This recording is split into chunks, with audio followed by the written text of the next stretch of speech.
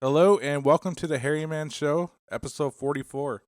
Today we have an awesome drummer. He's part of the Gary Lewis and Playboys band.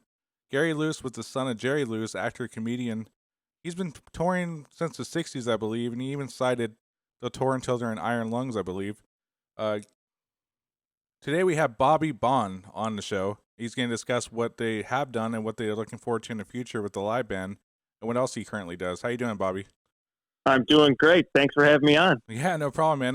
I think we were friends on Instagram there, and I noticed he has some really cool photos of your DW kit. I'm like, I gotta get this guy on, man. He's in Gary Lewis. This is awesome.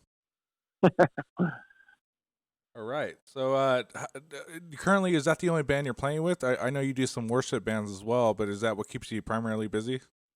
Yeah, I mean, the only band other than at church is Gary Lewis and the Playboys. Nice. And how long you been with them? Let's see. This past January marked 8 years. Oh wow, that's a bit of a stretch there. So, Yeah. are you part of? Are they still writing new music, or are they just kind of touring the hits? Right now, touring the hits. Nice. And Yeah. how many members are in that band? Is it still some of the original lineup, or is it just primarily Gary Lewis? Gary's the only original member, and then there's four other guys in the band. And did I get that right? He actually said that he's going to tour until he's in the Iron Lung. Is that what he actually said?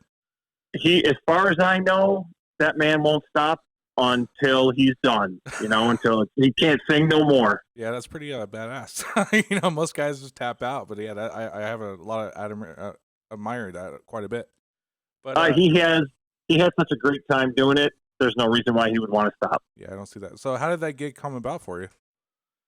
Well, after many years of playing in the Rochester music scene, in bar bands and such, I've become friends with a lot of local musicians, and a friend of mine, Dominic Trencini, happened to meet Gary at his work, and Gary had talked to him a little bit about music, and Dom was like, listen, I play bass, and if there's ever a time you need a bass player, give me a call. So that went on for a few months, and Dominic finally got a call to do a show, and he went and did it. And Gary ended up getting a show. He was going to be doing a show for a town around the Rochester area, and it was in the beginning of February timeframe, right about now. Mm-hmm. And their drummer at the time was out of Nashville, and he couldn't get into New York due to snow. Oh, wow. So I got a call on a Thursday from Dominic and said, listen, Gary needs a drummer for Saturday for a show that's local. Can you do it? And I said, sure, I'll do it. Mm-hmm. So I got the music Friday morning, charted out the show, met him Saturday afternoon, and the music director went through the show, did the show Saturday night. And after that show, Gary said, dude, I really like how you're playing. Mm-hmm. I'm going to be calling you. Yeah. And he's called me for every show since then. So yeah, I admire that as well. But was it 90 minutes of music, or was it close to 3 hours? Because I know that crunch and that stress. But did that help you, or how many songs do you have to learn right on the spot? It was 26 songs, I believe we did. That's a lot. And charting was easy for me. I mean, I learned how to read music through drum corps, and it was just the easiest way to get it done in a short amount of time. Mm-hmm. With a different notations of how he ran his show. Mm-hmm. Everything is done vocally. He's got certain things he says that gets us into certain songs, and it just helped out so much to chart it. And so it was about 90 minutes to almost 2 hour show. Nice. Now I want to talk about how long were you playing in the Rochester scene? Did you grow up there as well?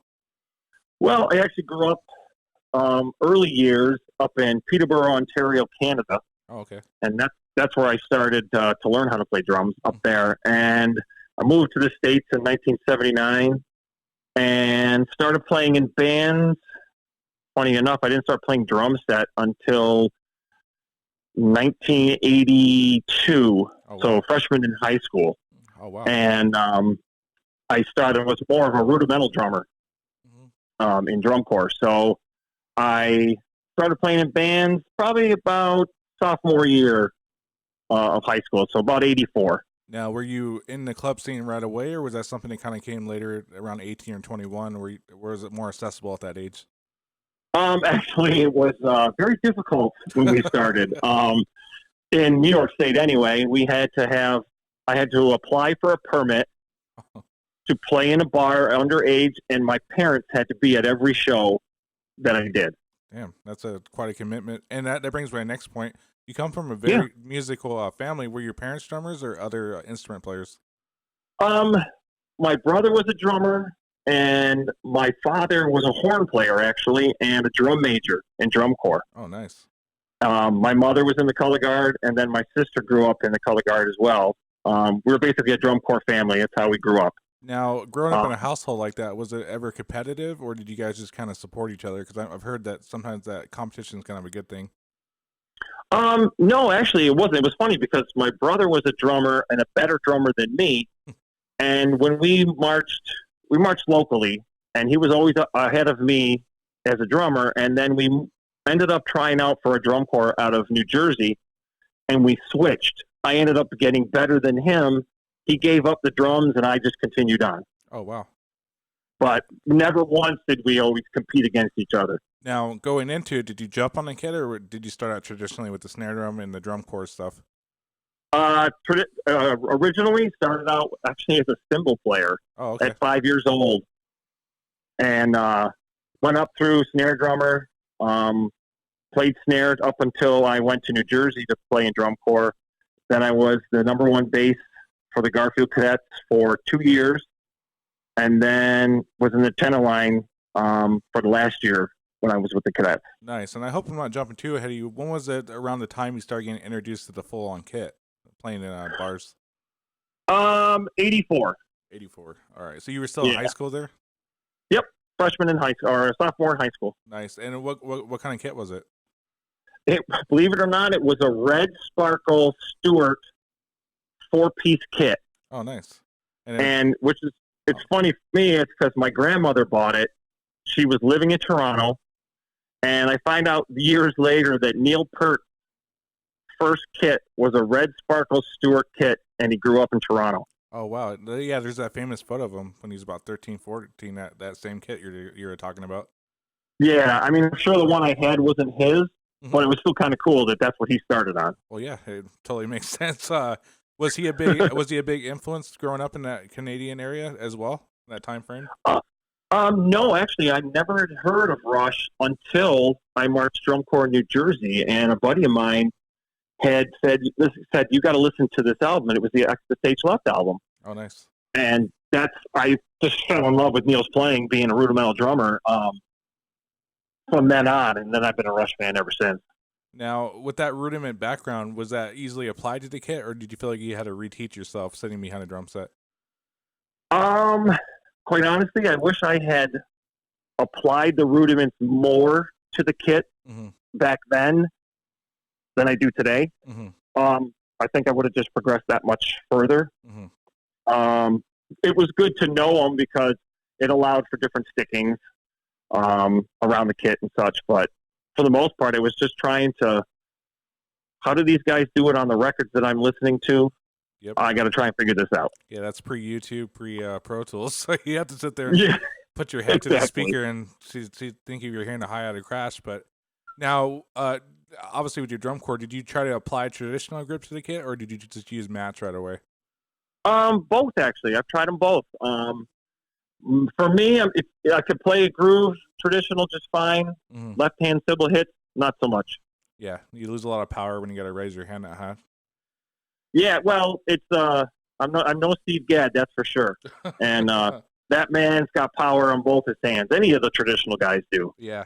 And were you learning any other instruments at the time, or were you just focused on that primarily? I tried piano. I went to the Eastman School for summer classes, and I was taking drum lessons, and I tried piano, and piano just didn't come fast enough for me. Yeah. And it wasn't quick enough. I said, nope, I'm sticking to the drums. Yeah, I can obviously relate to that too as well. I struggle with just doing basic chords, but yeah, I noticed that's a trend where like once you get used to drum set, it's hard to even look at a piano at that point. Oh, it was difficult. I just couldn't get it. Now, did you go to a college after high school, or you just jump right into the music scene there? I actually did not. I was going to go to the University of Hartford, and it just wasn't in the cards financially. Mm-hmm. So I just ended up getting a regular day job, and tried to play music as much as I could. Nice. Now, were there any favorite venues in that area at the time, or clubs or anything like that that were most memorable? In Rochester area, the biggest club that I remember the most was called the Penny Arcade. Um, Famous rock club in Rochester, which is no longer. Actually, I should say a lot of the clubs that I grew up in are no longer. Uh-huh. The scene, the live music scene, is way different now than when I was playing in it. Mm-hmm. So, And that was when they were doing 7 nights of music in a row, right? So it was quite a bit of a opportunity at that time. yeah, I mean, I was playing Wednesday, Thursday, Friday, Saturday for at least twice a month. The odd Friday, Saturday in between that. Just depends what band I was in at the time. Nice. And then, as far as Gary Lewis, did you guys stick primarily in America, or do you guys ever tour internationally as well?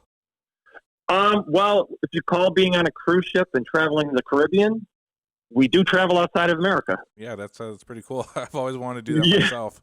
And yeah. is that like a big hitter for you guys? Do you guys enjoy doing that, or it just kind of comes as it goes, kind of thing? Well, we've been doing the cruises for the last. Well, I actually did one my very first year, so it's been 8 years of cruises. I've probably done 14 weeks on a cruise ship, Oh no, oh, that's nice. and it's it's a little different because it's not you're not hired by the cruise line. You're brought in as an artist, Mm-hmm. and I only play one show a week, and I play one song on our last night as a total group. Now, throughout the week, we get together with other guys and jam and that type of thing. But for the most part, you're brought in as an artist. You're basically a passenger on the ship. Huh. You enjoy the ship. You do your show, and you go back to enjoying the ship. Yeah, that's like a vacation on at work at the same time. Exactly. That's exactly what it was. Now, is there any other roles that you play with Gary Lewis besides playing drums? Are you part of any of the new songwriting?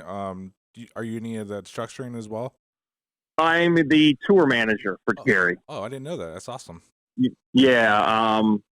We lost our last tour manager 4 years ago. Gary asked me to take it over. I said, I'll absolutely give it a shot, and I've been doing it ever since. Nice, nice. Yeah, that definitely builds contacts and kind of gives you the broader outlook on everything. But well, I want to ask: do you play with the click with Gary Lewis, or is that something that you talked about visual audio cues earlier? Is that something you use at all? We use Click for our worship team. Mm-hmm. We don't use Click with Gary. I did have the opportunity, a lifelong opportunity or lifetime opportunity to play with Lou Graham from Foreigner. Whoa, And that's amazing. yeah, it was. I was allowed to do it. I was asked to do it to fill in for the drummer, and it was just amazing. Wow. Now, And what some of was? the I'm sorry to interrupt you, but what was your biggest yeah. takeaway from that experience? Well, number one, I mean, the original voice of Foreigner, and I got to sound check. Well, first we drove to the show, which was 6 hours away, and had him in the band just to know he's such an icon Mm-hmm. and just so down to earth. And then when we show up to sound check, and he hadn't even gotten there yet, and just to hear the Foreigner songs and the sax kick in from our sax player, it was just surreal. And then when he shows up and starts singing it, I was like, "You got to be kidding me! I'm playing drums for this guy." Oh wow. And then I was blessed enough that the show was actually in the venue that we played. They had two large cameras that put you up on the big screens, Mm-hmm. and they actually recorded it. So I actually have a DVD of that show. My one show I got to do with Lou, I actually have it on DVD. Oh wow. And So were you playing the big drum for that show, or were you just kind of using your traditional sizes? no, I was actually using the kit that the original drummer would have used. Pretty close to what I'm using though. Mm-hmm. So it wasn't too different to what I'm used to. Uh-huh. And did you have a short time crunch on that one, or did you have a little bit more time to learn that catalog? It wasn't too bad. I had one rehearsal with a guitar player who happened to live here in Rochester, and him and I went through it each song once. And then that's also another show that I charted it out for. I showed up, did sound check, did 4 songs, and then did the show. Nice. And while we're talking about gear, I know you're a DW endorser. How long have you been playing DW drums? As an endorser, about actually less than a year. Oh wow. But with Gary being on the road and using a lot of backline, we don't tour with our own gear besides our own guitars and such. But every backline company, for the most part, that we used had DW drums. Yeah. And I was a Pearl guy for a long time. And I always kept getting these DW kits, and I'm like, what is it about DW that every kit that I get, no matter what shape it's in, the drums always sound great? Yeah, I totally agree. So, I was sitting at we did a show in Las Vegas at the Golden Nugget, and when Gary started the Playboys, he was actually the drummer. Oh, really? And he sang from behind the drums. Well, when he decided to get out in front and play guitar and sing, he brought in Jim Keltner. Oh, wow.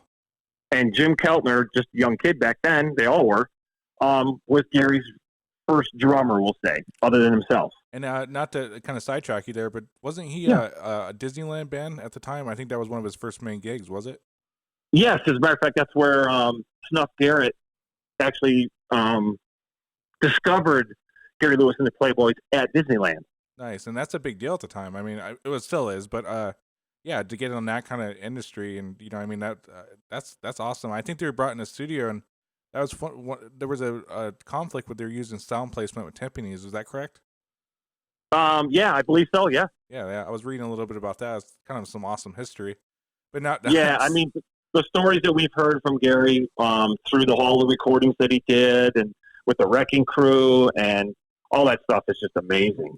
All right. But back to the Jim Keltner, at the last Las Vegas show that I did, Jim Keltner actually came to the show.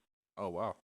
And came to see Gary and talk, and then I finally got a chance to meet Jim, and him and I were talking, and I said, I'd really like to get into the DW family. I'd like to find somebody I can talk to. And Jim was like, listen, let me see what I can do. I can't promise you anything. He goes, endorsements aren't the same as they used to be. And I said, I'm not expecting anything. I just want to be involved in the DW family. Yeah. I ended up getting an email from Don Lombardi and asking me to be an endorser for DW drums. And I was just floored. I think anybody, that's amazing. Congratulations. Oh, and I'm assuming that Jim thought I was good enough to warrant it. I'm hoping he did anyway. And I'm just thrilled, to be honest with you. Just absolutely thrilled. Well, that was a good vouch, because he's one of their front page endorsers. I mean, I think they even have a custom snare for him too, as well, I believe. That's exactly right. I almost bought it too. Yeah, it's nice. I've got a tap on it, but I don't own it. But and the question I always ask everybody: have you ever got a chance to check out their factory? I haven't yet, and I was supposed to go, but the pandemic hit. Yeah, that's a valid excuse. But you definitely need to get down there when the opportunity strikes. And one side note, you should check out the new DW days. I believe they just put on YouTube. John Good. I'm sorry. I thought, yeah, it was awesome. Yeah, that's like one of those things where time went by.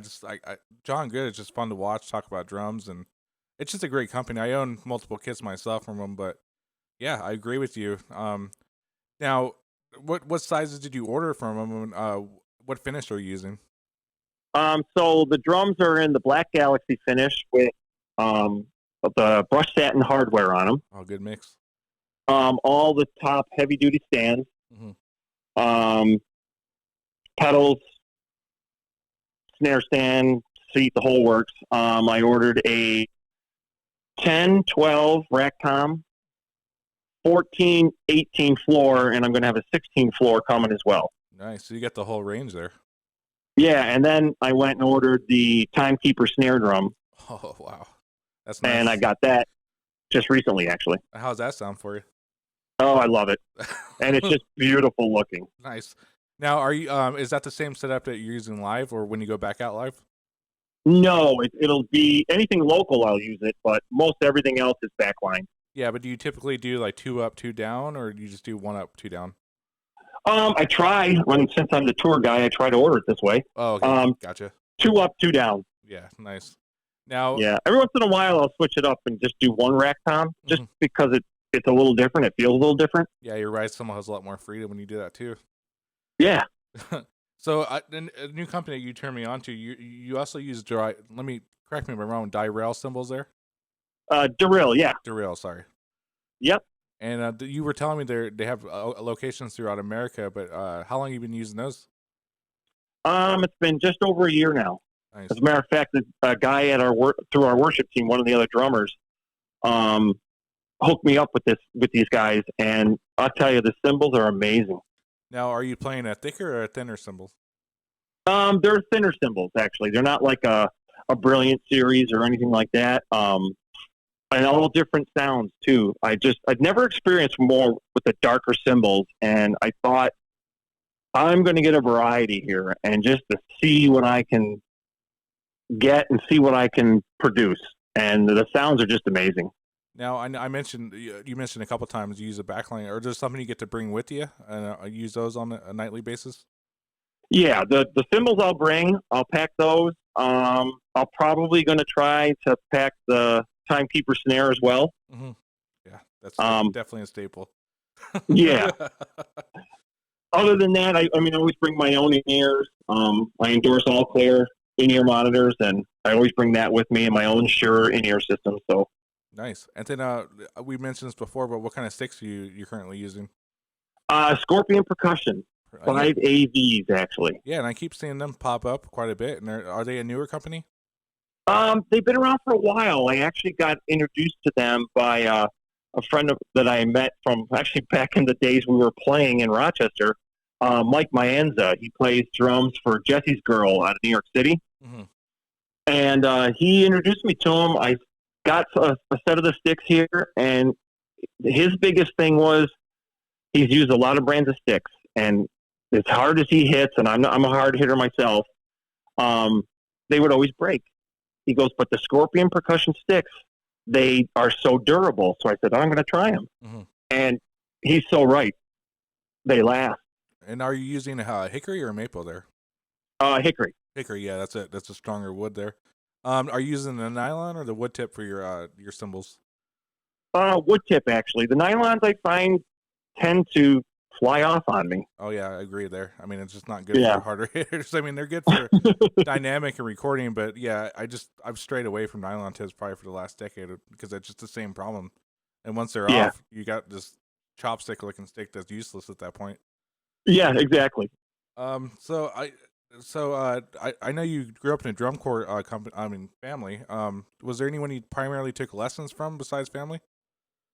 Well, for drum corps, my first drum teacher in Canada, a guy by the name of Brian Robertson, he's the one that really introduced me into how to read music.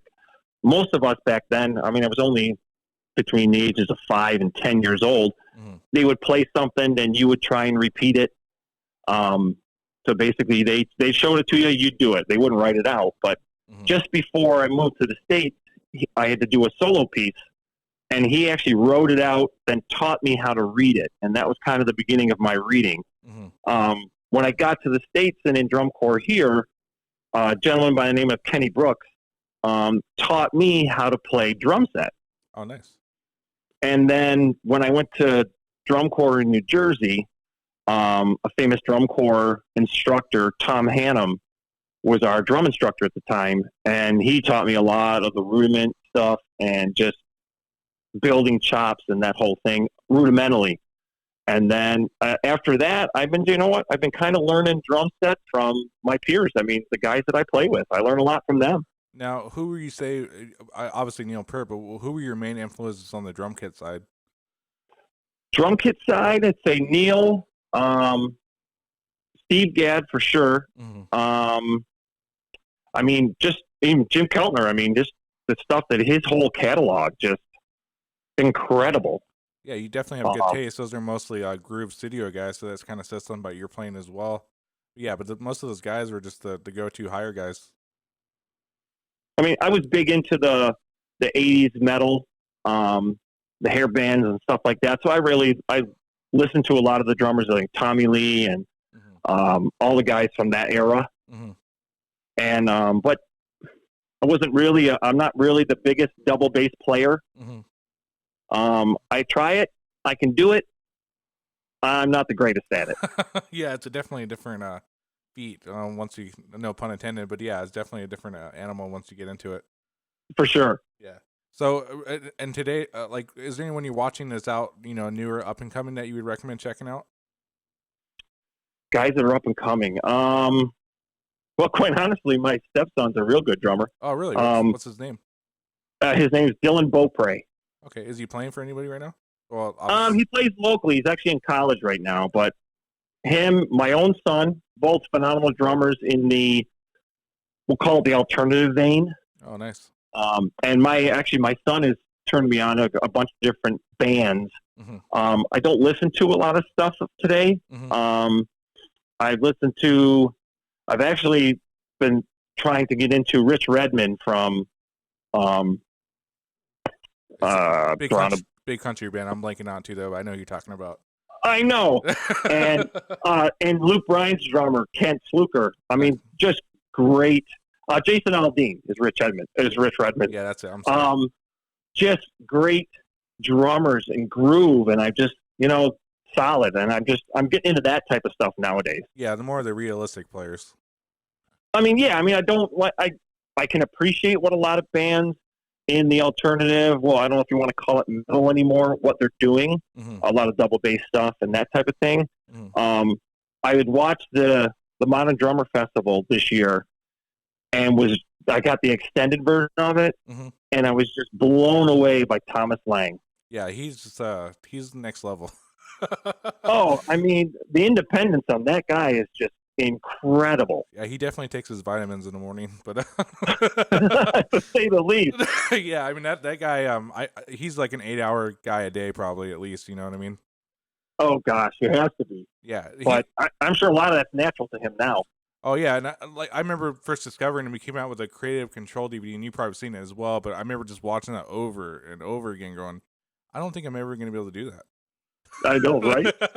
Exactly. And it's like Terminator. I call him Terminator because I was just like watching the cyborg play drums there.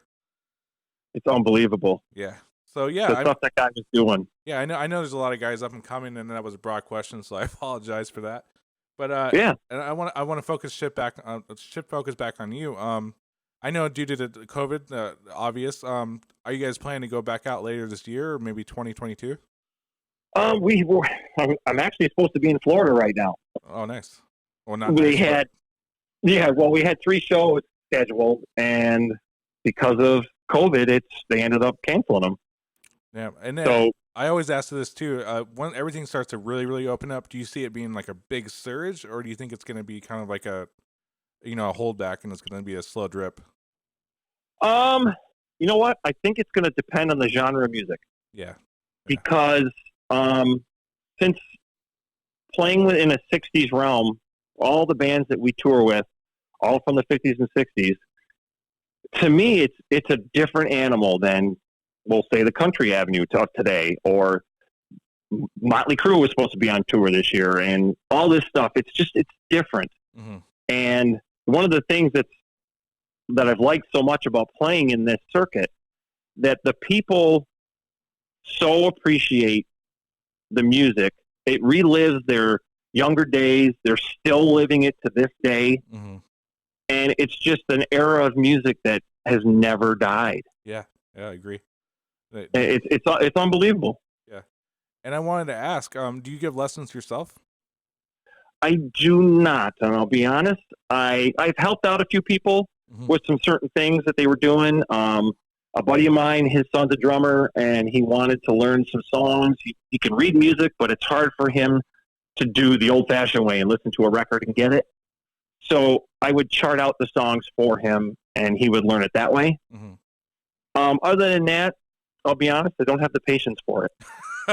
Well, with that being said, you definitely are good enough, and you should. But yeah, I understand you're a busy guy and all the stuff that comes with that. But Yeah. I wanted to talk about you're also playing a worship band as well. Is that something you're still doing? Yes. As a matter of fact, the church has been going for the majority of this whole time. We had scaled back a bit doing percussion type stuff versus live drums, which has been interesting for me because I'm not a percussion player.